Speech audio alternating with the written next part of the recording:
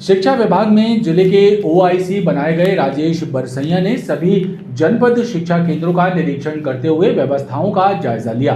साथ ही व्यवस्थाओं में सुधार के लिए सभी बीआरसी एवं बीएसी को निर्देश दिए। शिक्षा विभाग के ओआईसी राकेश बरसैया ने सभी जनपद शिक्षा केंद्रों का निरीक्षण कर शिक्षा व्यवस्थाओं एवं सरकार की योजनाओं के क्रियान्वयन का जायजा लिया। साथ ही बीआरसी एवं बीएसी की बैठक लेकर सरकार द्वारा जारी किए गए नए नियमों की जानकारी दी। छात्रावासों का निरीक्षण कर कमियों को दूर करने के निर्देश भी जारी किए गए। शाला त्यागी बच्चों के घर घर जाकर भी ओआईसी ने उनके अभिभावकों से संपर्क किया। परिवार कब से कहाँ गया है?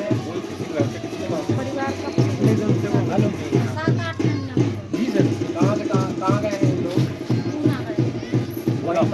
वर्तमान में शिक्षा विभाग में चल रही विभिन्न गतिविधियों की समीक्षा हेतु भोपाल से जिले के ओआईसी श्री राजेश बरसैया जी 2 दिन के भ्रमण में जबलपुर आए हुए थे, जिसमें उन्होंने दिनांक 29 मई को जनपद शिक्षा केंद्र कुंडम का भ्रमण किया। कुंडम में गृह गृह चल रहे संपर्क अभियान के तहत उन्होंने 2 बच्चों से संपर्क किया, जो बच्चे गुजरात जाना बताया गया उनके पड़ोसियों के द्वारा। साथ में उनने कस्तूरबा गांधी बालिका छात्रावास का भ्रमण किया और वहां पर पूरे छात्रावास के निरीक्षण में पाया कि कुछ बिस्तरों की कमी है। 30 डबल डेकर की उनने जो है मांग भी करवाई है और जो नया सत्र शुरू होने वाला है 16 जून से, तो पाठ्य पुस्तक विकास खंड में आ गई हैं, उसके भंडारण का जो है स्थान देखा और उचित निर्देश प्रदान किए। अधिकारियों के मुताबिक ओआईसी राजेश बरसैया द्वारा निरीक्षण रिपोर्ट राज्य शासन के सामने रखी जाएगी, ताकि शिक्षा व्यवस्था में व्याप्त कमियों को योजनाबद्ध तरीके से दूर किया जा सके। नगर निगम स्वामित्व के नया बाजार मार्केट में 2 जून को होगी अतिक्रमण विरोधी कार्रवाई। दुकानदारों द्वारा 20 फीट तक किए गए अवैध निर्माण को हटाया जाएगा। इसके लिए 54 दुकानदारों को पूर्व में ही नोटिस जारी किया जा चुका है। मालवीय चौक के पास स्थित नगर निगम का नया बाजार मार्केट एक बार फिर चर्चा में है। यहाँ के 54 दुकानदारों पर करीब 35 करोड़ रुपए प्रीमियम की राशि बकाया है, जिसका विवाद लंबे समय से चल रहा है। नगर निगम के अधिकारियों का कहना है कि दुकानदारों ने बिना अनुमति लिए 20 फीट तक अवैध निर्माण कर लिया है और प्रीमियम की राशि जमा नहीं कर रहे हैं। लिहाजा अब 2 जून को अतिक्रमण हटाने की कार्रवाई की जाएगी। इसके लिए अंतिम नोटिस जारी कर दिया गया है।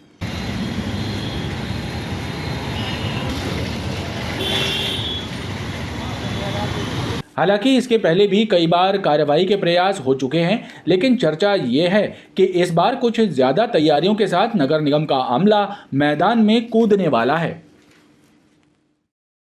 सरकारी शिक्षा व्यवस्था से जुड़े लोगों के लिए राहत भरी खबर है कि नगर निगम सीमा के अंतर्गत आने वाली 98 शालाओं का रेनोवेशन शिक्षा उपकर की राशि से किया जाएगा।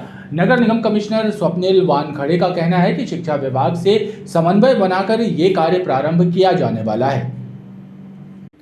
नगर निगम द्वारा शहर की जनता से शिक्षा उपकर के रूप में इस वर्ष 21 करोड़ 40 लाख 56,880 रुपए अर्जित किए गए हैं। नगर निगम आयुक्त स्वप्निल वानखड़े का कहना है कि इस राशि से शहर के 98 सरकारी स्कूल में मरम्मत का कार्य कराया जाएगा।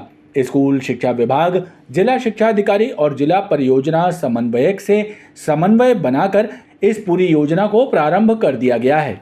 4 स्कूलों की मरम्मत के आदेश भी जारी कर दिए गए हैं। अपन जनता से उसका क्या उपयोग अपन कर रहे हैं? शिक्षा जो उपकर आता है उसमें शिक्षा में ही उसका उपयोग हम करेंगे। बहुत सारे जो स्कूल्स हैं वो उसको रिनोवेशन करना है, तो रिनोवेशन की स्थिति के लिए हमने डीओ से बात की है और उसके प्रस्ताव मंगाए हैं। जैसे प्रस्ताव पाए मिल जाते हैं हमें, उसके हिसाब से उसको टेंडर लगाया जाएगा और बहुत सारे स्कूलों में रिनोवेशन कराया जाएगा। सर लगभग कितने का काम कुछ कराना, कुछ योजना? अभी तो मेरे पास 4 स्कूलों का रिनोवेशन का आया है। जैसे जैसे आएगा रिनोवेशन का प्रस्ताव हम उसको स्वीकृत करेंगे। जिला परियोजना समन्वयक योगेश शर्मा का कहना है कि 58 स्कूलों के लिए एस्टीमेट सहित कलेक्टर एवं निगम आयुक्त को सौंप दी गई है। साथ ही वर्षा ऋतु के पूर्व स्कूल भवनों के सुधार की मांग की गई है। हमारे क्या जबलपुर नगरीय क्षेत्र में 79 वार्ड्स के अंतर्गत 98 शालाएँ ऐसी हैं जो कि मरम्मत जिनकी आवश्यकता है, प्राचीन भवन है, खपरेल और उसमें है। तो आगामी बारिश के पूर्व हम इसके मरम्मत कार्य के लिए प्रस्ताव हमने गत वर्ष भी कलेक्टर महोदय के हस्ताक्षर से निगम आयोग को भेजा था कि शिक्षा उपकर की राशि से ये काम कराया जाए, लेकिन वो काम हो नहीं पाए हैं। तो इस बार पुनः हमने अभी 26 मई को एक पत्र निगम आयोग को लिखा है कि हमारे जो 79 वार्ड जिसमें कि जबलपुर ग्रामीण और पनागर के जो विकासखंड के स्कूल जो शहरी क्षेत्रों में हैं, वहाँ के भवन की मरम्मत कार्य शिक्षा उपकर की राशि से कराया गया है। ऐसे 98 शालाएँ हमने चिन्हांकित की हैं, जिसमें हमारी शासन से नगर निगम से अपेक्षा है कि जो शिक्षा उपकर की राशि से कार्य कराया जाए, जैसे कि जर्जर भवन में हमारी शालाएँ। लगभग कितनी राशि की जरूरत इसके लिए? अब वो उसका टेक्निकल एस्टीमेट हमने बनाया है और शालावार हमने बनाया है कि किस शाला में कहीं प्रोफाइल शीट की ज़रूरत है, कहीं फर्श की ज़रूरत है, कहीं स्लैब रिपेयरिंग है। तो शालावार हर स्कूल का 1,20,000, 15,000, 75,000 मेजर और माइनर रिपेयर 2 श्रेणियों में ही आता है। बहरहाल ये पहली बार हुआ है कि कलेक्टर सौरभ कुमार सुमन के निर्देश पर नगर निगम और स्कूल शिक्षा विभाग के बीच इस बात को लेकर सहमति बन गई है कि शिक्षा उपकर की पूरी राशि को स्कूलों के कायाकल्प में लगाया जाएगा। नगर निगम कमिश्नर स्वप्निल वानखड़े का कहना है कि इस योजना की पूरी मॉनिटरिंग स्वयं उनके द्वारा की जाएगी, क्योंकि ये नई पीढ़ी के भविष्य से जुड़ा मामला है। शहर की 2 प्राचीन बावड़ियों को जल मंदिर के रूप में विकसित करके जनता को समर्पित किया जाएगा। मोदी सरकार के 9 वर्ष पूर्ण होने के अवसर पर गतिमान भारत कार्यक्रम के तहत रानीताल उजारपुरवा और गढ़ा राधाकृष्ण मंदिर के पीछे स्थित प्राचीन बावड़ियों के पुनरुद्धार करने का संकल्प सांसद राकेश सिंह द्वारा लिया गया है। जल संरक्षण की दृष्टि से महत्वपूर्ण शहर के प्राचीन बावड़ियों के पुनरुद्धार के लिए सांसद राकेश सिंह ने प्रयास शुरू कर दिए हैं। प्रधानमंत्री नरेंद्र मोदी के नेतृत्व वाली केंद्र सरकार के 9 वर्ष पूर्ण होने के अवसर पर आयोजित गतिमान कार्यक्रमों की श्रृंखला में शहर की 2 बावड़ियों को चिन्हित कर इनका पुनरुद्धार करते हुए बावड़ियों को जल मंदिर के रूप में विकसित करने का संकल्प लिया गया है। इसी कड़ी में सांसद राकेश सिंह ने जनप्रतिनिधियों के साथ रानीताल उजारपुरवा और गढ़ा राधाकृष्ण मंदिर के पीछे स्थित प्राचीन बावड़ियों का निरीक्षण किया। उन्होंने इस दौरान कहा कि आगामी 1 और 2 जून को पार्टी के जनप्रतिनिधियों कार्यकर्ताओं के साथ वो दोनों बावड़ियों में श्रमदान करेंगे। इसके बाद इन बावड़ियों को जल मंदिर के रूप में विकसित कर जनता को समर्पित किया जाएगा। देश के यशस्वी प्रधानमंत्री माननीय मोदी जी का स्पष्ट रूप से आग्रह है कि राजनीति से हटकर भी समाज के साथ मिलकर समाज के लिए कुछ ऐसे कार्य होना चाहिए जो आने वाली पीढ़ियों को भी संदेश और उपलब्धि दोनों दे सके। और इसलिए मैं पानी के क्षेत्र में पहले से कुछ काम करने की कोशिश करता रहा हूँ। तो अभी कोशिश है इस बार 1 तारीख और 2 तारीख को, 1 तारीख को जहाँ हम खड़े हैं उजारपुरवा की बावड़ी जो कभी बड़ी भव्य रूप में हुआ करती थी, उसको उसके प्राचीन स्वरूप के आसपास लाकर खड़ा करें। तो 1 तारीख को यहाँ पर श्रमदान करेंगे, 2 तारीख को गढ़ा की पंडा मड़िया के पास की जो बावड़ी है वहाँ पर श्रमदान करेंगे। वैसे बहुत सारी बावड़ियों के लिए योजना थी, लेकिन अब वे ऐसी और अनेकों जो बावड़ियाँ थीं वो या तो उसके आसपास घर बन गए हैं या वहाँ काम करने की गुंजाइश अब बची नहीं है। लेकिन ये 2 बावड़ियाँ अभी चिन्हित की हैं कि इनमें काम करके और इसको जल मंदिर के रूप में विकसित करें और ये जल मंदिर संस्कार धानी की एक पहचान के रूप में दिखाई दें। हमारी कोशिश ये है। उन्होंने बताया कि दोनों प्राचीन बावड़ियों के विकास का कार्य सांसद निधि, स्मार्ट सिटी और राज्य सरकार के सहयोग से पूरा किया जाएगा। पाटन थाना क्षेत्र के रोसरा गांव में गेहूं से लोड ट्रक में अचानक आग लग गई। आग इतनी भीषण थी कि सड़क किनारे खड़े ट्रक का केबिन और अनाज की कुछ बोरियां जलकर खाक हो गईं। घटना की जानकारी मिलने के बाद दमकल कर्मी दमकल वाहन समेत मौके पर पहुंचे और करीब आधे घंटे की मशक्कत के बाद आग को काबू में किया। पाटन के रोसरा गांव के पास सड़क किनारे खड़े गेहूं की बोरियों से लोड एक ट्रक के केबिन में अचानक आग लग गई। आग इतनी भीषण थी कि ट्रक का केबिन और अनाज की बोरियां जलकर खाक हो गईं। घटना की खबर राहगीरों ने दमकल विभाग को दी, जिसके बाद दमकल कर्मी दमकल वाहनों के साथ मौके पर पहुंचे और आग को काबू में किया। इस दौरान सड़क पर जाम लग गया। बताया जाता है कि ट्रक जहां पार्क किया गया था वहां ऊपर से बिजली की तारें गुजर रही थी। संभवतः तारों में शॉर्ट सर्किट की वजह से ट्रक में आग लगी। पाटन डायल 100 से हमको सूचना मिली कि यहाँ उड़ना के आगे साइलो केंद्र गेहूं की जो कंपनी है वहाँ ट्रक में आग लगी है। तो वहाँ पहुँचे हम लोग, तो मौके पर पहुंचकर आग को तो बुझाया, पर जब पता लगाया कि कैसे आग लगी है तो बताया कि ये बैटरी से शॉर्ट सर्किट हुआ है, उससे आग लगी हुई है। क्या नुकसान हुआ है पूरे अग्निकांड में? कुछ नहीं, आगे का ट्रक का केबिन है और ऊपर जो कट्टी रखी हुई थी गेहूं की, उसमें से 10-15 गेहूं की कट्टी जलकर राख हो गई हैं। बताया जाता है कि ट्रक गेहूं की बोरी लोड करने के बाद सड़क किनारे खड़ा था, तभी ये हादसा हुआ। आधारताल सुहागी की परशुराम कॉलोनी के रहवासी तेंदुए की सक्रियता से दहशत में हैं। बीते शनिवार से तेंदुआ शिकार की तलाश में इलाके में घूम रहा है। कॉलोनी के एक घर में लगे सीसीटीवी कैमरों में तेंदुआ कैद हुआ है, जिसके बाद से लोगों में दहशत का माहौल है। क्षेत्रीय लोगों का कहना है कि इलाके में तेंदुए की सक्रियता बनी हुई है। आधारताल सुहागी की परशुराम कॉलोनी में एक तेंदुए की सक्रियता से भय का माहौल बना हुआ है। कॉलोनी के एक घर में लगे सीसीटीवी कैमरों में तेंदुआ कैद हुआ है, जिसके बाद रहवासी दहशत में हैं। इलाके के लोगों का कहना है कि शिकार की तलाश में तेंदुए की सक्रियता लगातार कॉलोनी के आसपास बनी हुई है। रोजाना तेंदुआ किसी न किसी जानवर का शिकार कर रहा है। ऐसे में पूरी कॉलोनी में भय और दहशत व्याप्त है। वन विभाग की टीम स्थानीय लोगों से मिली जानकारी के बाद क्षेत्र में सक्रिय हुई है, लेकिन वन विभाग ने तेंदुए को रेस्क्यू करने कोई ठोस कदम नहीं उठाए हैं, जिससे लोग घरों में कैद रहने को मजबूर हैं। शनिवार के दिन रात 11 बजे के आसपास की बात है। करीब 11:06 पर हमारे घर में सीसीटीवी लगे कैमरे में तेंदुआ कैद हुआ है। साइटिंग करता हुआ वो यहाँ बाजू के प्लॉट से आया और यहाँ विचरण करता हुआ अपने शिकार की खोज में घूमता हुआ थोड़ा देर रुक कर आसपास का माहौल देख के, अपना शिकार देख के, यहाँ उससे जब कुछ नहीं मिला तो इस तरफ से जाते हुए चला गया आगे तरफ। वन विभाग की टीम आ रही है पर कोई ध्यान नहीं दिया जा रहा है। यहाँ पे बच्चे खेलते हैं, तेंदुआ आए दिन घूम रहे हैं, सुबह भी शाम भी। किसी बच्चे को अगर कुछ कर दिया तो वन विभाग सरकार क्या कर रही है, कोई ध्यान ही नहीं देते हैं। दिक्कतें हो रही है, सरकार क्या कर रही है, सब दहशत में है, कोई घर से बाहर नहीं निकल रहा, ना बच्चे खेल पा रहे हैं। हाँ, तो परसों के दिन निकला था तेंदुआ, तो यहाँ से ऐसे निकला है सामने से और ऐसे आया। आज सुबह किसी कारणवश हम लोग कहीं गए थे तो बच्चों ने देखा कि दिन में निकला 9:30-10 बजे करीबन ये सामने से और निकल के इस तरफ गया है। मैं सुहागी, जबलपुर सुहागी परशुराम कॉलोनी में 3 दिन से यहाँ अशांति फैली हुई है और यहाँ पे देखा जा रहा है कि रात में तेंदुआ घूम रहा है और 1-2 कुत्तों का भी शिकार किया हुआ है। इससे यहाँ के लोग थोड़ा दहशत में बने हुए हैं। तो इसके लिए अनुरोध करते हैं प्रशासन से कि यहाँ पे कुछ ना कुछ व्यवस्थाएं की जाए उसके बारे में। बताया जाता है कि परशुराम कॉलोनी के आसपास जल का एरिया और खुले हुए खेत हैं, जिसके कारण यहाँ तेंदुए की आवाजाही और सक्रियता बनी हुई है। लोगों ने वन विभाग से तेंदुए को रेस्क्यू करने के लिए ठोस कदम उठाने की मांग की है।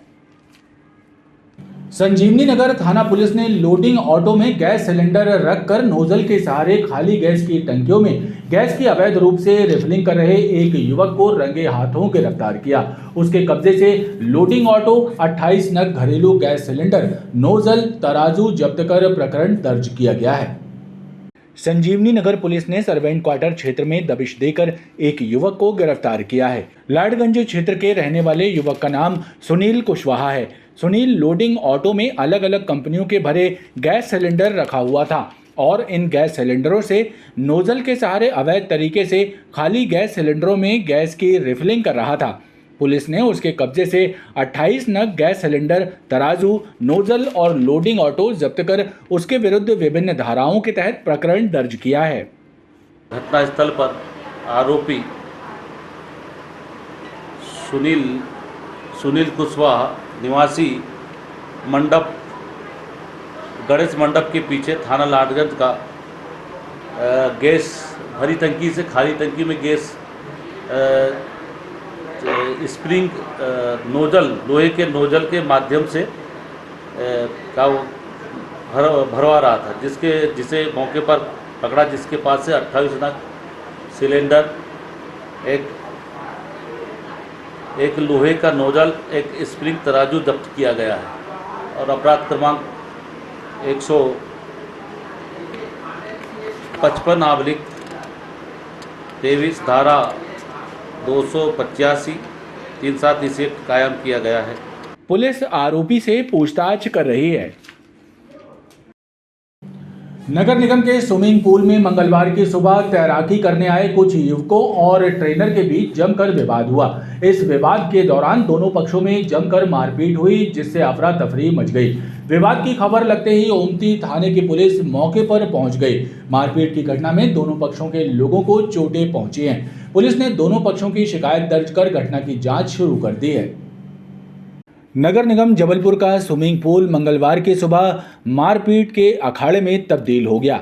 दरअसल तैराकी की एक शिफ्ट खत्म होने के बाद तैराकी करने आए कुछ युवकों और ट्रेनर में स्विमिंग पूल से बाहर आने को लेकर विवाद हुआ। ट्रेनर ने युवकों को समय खत्म होने के बाद स्विमिंग पूल से बाहर कर दिया, जिसके बाद एक युवक और उसके कुछ साथी स्विमिंग पूल के अंदर घुस गए और ट्रेनर पर हमला कर दिया। इस दौरान तैराकी संघ के सहसचिव सुनील पटेल भी मौके पर पहुंच गए, जिनसे भी युवकों ने मारपीट की। हाथापाई में एक युवक भी घायल हुआ। इस घटना की जानकारी लगते ही पुलिस मौके पर पहुंच गई और पुलिस ने दोनों पक्षों को अलग किया।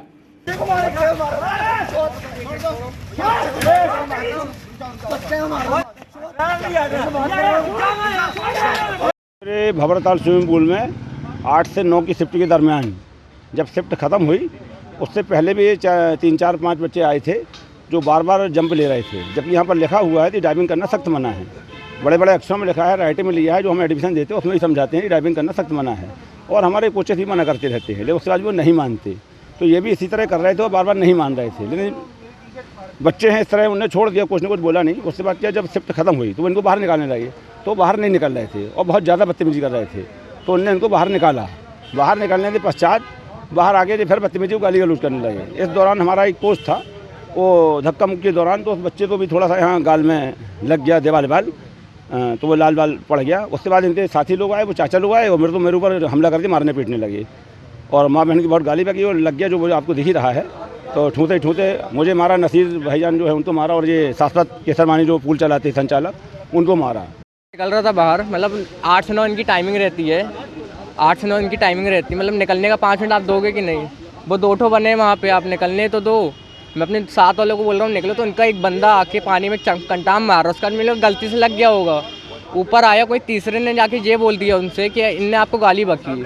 अब वो ऊपर आया, अब वो जो दीवार दिख रही है वहाँ पे उनने मुझे खरोच दिया ऐसे, मुँह लेके ऐसे, और उसके बाद आए, मैंने बोला चलो ठीक है, तो ये हाथ भी मोड़ दिया और यहाँ पे भी आके उन्होंने मुझे हाथापाई करी। में वो लड़के बुला रहे हैं, बात करने आए तो उन लोग हाथापाई कर रहे हैं इनके। और मैं बोल रहा हूँ आप उनको बुलाओ, बात तो करनी, तो बोले हम लड़के बुलाएंगे। बताइए 25-26 वो बुला नहीं रहे ना, वो बुला नहीं रहे ना। पटेल कोच है, अब वो कोच का नाम मुझे पटेल है, बता दो। पटेल है कोच, बोले बुला नहीं रहे ना। उनको स्टार्टिंग से बोले आप बुलाओ, बात तो करवाओ, बोले हम नहीं बुलाएंगे। इस मामले में दोनों पक्षों ने ओमती थाने में शिकायत दर्ज कराई है। पुलिस का कहना है कि शिकायत की जांच के बाद मामले में अग्रिम कार्रवाई की जाएगी। हनुमानताल थाना पुलिस ने एक ऐसे गिरोह का पर्दाफाश किया है जो अन्य राज्यों से वाहन लाकर फर्जी तरीके से वाहनों को बेच रहे थे। पुलिस ने आरोपियों के कब्जे से 2 लग्जरी कारें, 1 दोपहिया वाहन बरामद किए हैं। पुलिस को शंका है कि इनसे बरामद किए गए वाहन चोरी किए हुए हैं। इस संबंध में पुलिस छानबीन कर रही है। बताया जाता है कि इस मामले में पकड़ा गया एक आरोपी भाजपा नेता का भाई है। जबलपुर की हनुमानताल पुलिस ने एक ऐसे गिरोह के 3 सदस्यों को दबोचा है जो फर्जी तरीके से अन्य राज्यों के वाहन जबलपुर में बेच रहे थे। इनसे 2 लग्जरी कारें और 1 दोपहिया वाहन जब्त किया गया है। इस पूरे मामले का खुलासा करते हुए सीएसपी अखिलेश गौर ने बताया कि ठक्कर ग्राम किलकारी गार्डन के पास रहने वाले वसीम नामक एक युवक के घर संदिग्ध हालत में खड़ी बिना नंबर की ब्रेजा विटारा कार को जब्त कर पुलिस ने वसीम से पूछताछ की थी। कार का चेचिस और इंजन नंबर नष्ट किया जा चुका था। पूछताछ में वसीम ने बताया कि वो अपने दोस्त रशीद के साथ मिलकर पुराने वाहन राजस्थान और हैदराबाद से खरीद कर लाया था, जिसमें एक अर्टिगा कार में फर्जी नंबर प्लेट लगाकर बिना दस्तावेजों के ये गाड़ी अशरफ को 5,10,000 रुपए में बेच दी थी, जिसे अशरफ फर्जी नंबर प्लेट लगाकर उपयोग कर रहा है। इस आधार पर पुलिस ने रशीद और अशरफ को भी गिरफ्तार किया और इनसे अर्टिगा गाड़ी के साथ एक दोपहिया वाहन भी जब्त किया। पुलिस को शंका है कि ये वाहन चोरी के हो सकते हैं, जिसे लेकर छानबीन शुरू कर दी गई है।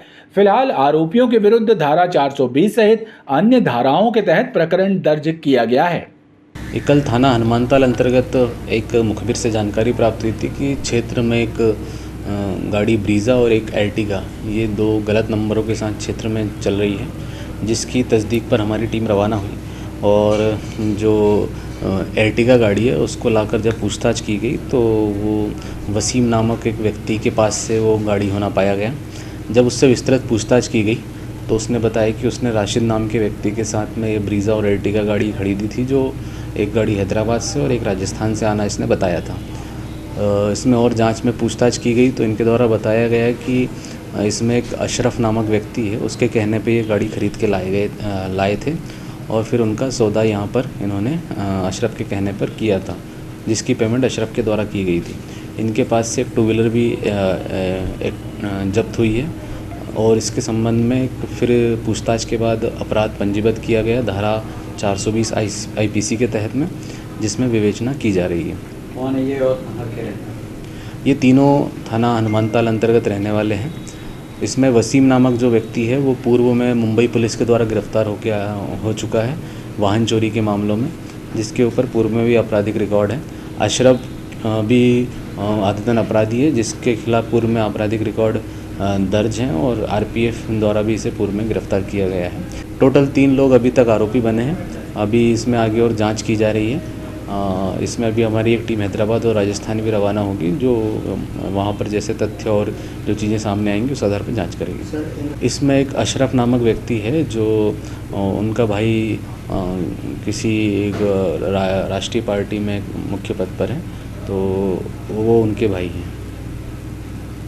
बताया जाता है कि पकड़े गए तीनों आरोपियों में से एक आरोपी भाजपा नेता का भाई है। इन आरोपियों के कुछ पुराने आपराधिक रिकॉर्ड भी पुलिस के सामने आए हैं।